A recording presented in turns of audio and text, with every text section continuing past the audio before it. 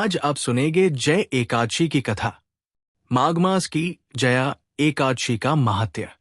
युधिष्ठिर ने पूछा, भगवान, आपने माघ मास के कृष्ण पक्ष की षटतिला एकादशी का वर्णन किया। अब कृपा करके ये बताइए कि शुक्ल पक्ष में कौन सी एकादशी होती है, उसकी विधि क्या है तथा उसमें किस देवता का पूजन किया जाता है। भगवान श्री कृष्ण बोले, राजेंद्र, बतलाता हूं, सुनो। माघ मास के शुक्ल पक्ष में जो एकादशी होती है उसका नाम जया है। वो सब पापों को हरने वाली उत्तम तिथि है। पवित्र होने के साथ ही पापों का नाश करने वाली है तथा मनुष्यों को भोग और मोक्ष प्रदान करती है।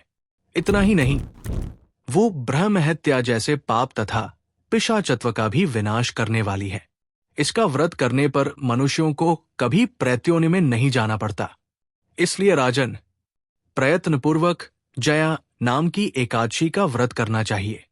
एक समय की बात है, स्वर्गलोक में देवराज इंद्र राज्य करते थे। देवगण पारिजात वृक्षों से भरे हुए नंदनवन में अप्सराओं के साथ विहार कर रहे थे। 50 करोड़ गंधर्वों के नायक देवराज इंद्र ने स्वेच्छानुसार वन में विहार करते हुए बड़े हर्ष के साथ नृत्य का आयोजन किया।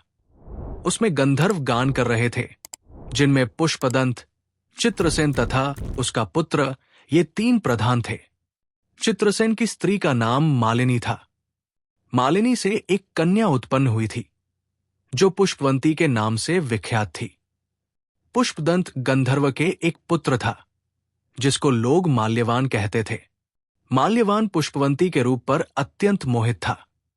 ये दोनों भी इंद्र के संतोषार्थ नृत्य करने के लिए आए थे। इन दोनों का गान हो रहा था। इनके साथ अप्सराएं भी थी।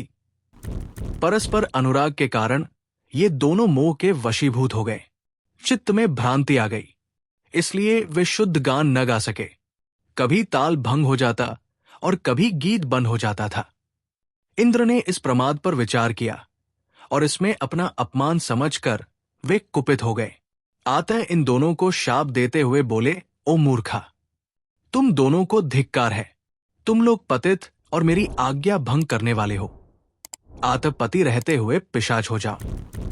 पत्नी के रूप में इंद्र के इस प्रकार शाप देने पर इन दोनों के मन में बड़ा दुख हुआ। वे हिमालय पर्वत पर चले गए और पिशाचुनी को पाकर भयंकर दुख भोगने लगे।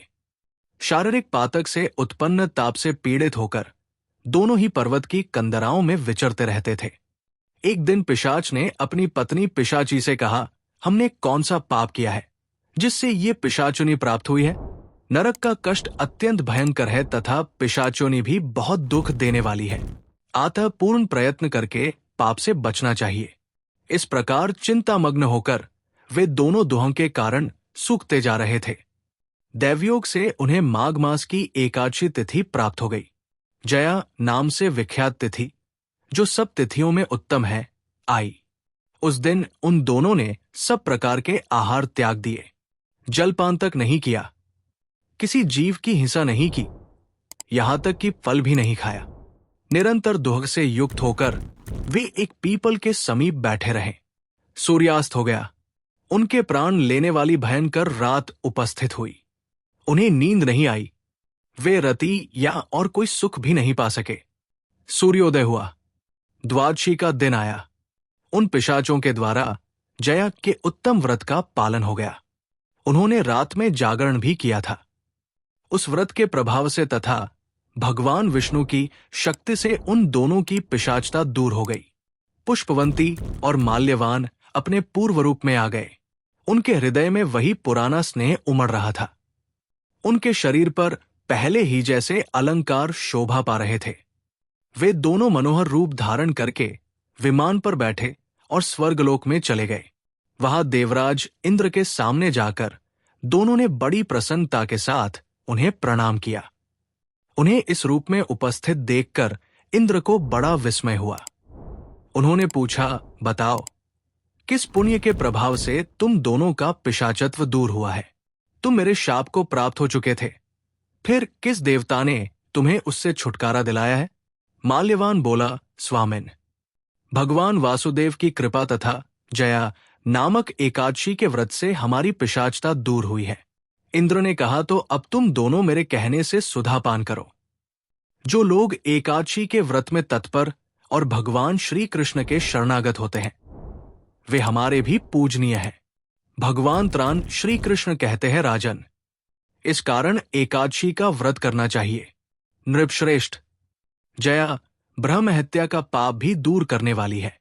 जिसने जया का व्रत किया है, उसने सब प्रकार के दान दे दिए और संपूर्ण यज्ञों का अनुष्ठान कर लिया। इस महात्म्य के पढ़ने और सुनने से अग्निष्टोम यज्ञ का फल मिलता है। आज श्री एकादशी व्रत कथा संपूर्ण। बोलिए लक्ष्मी नारायण भगवान की जय।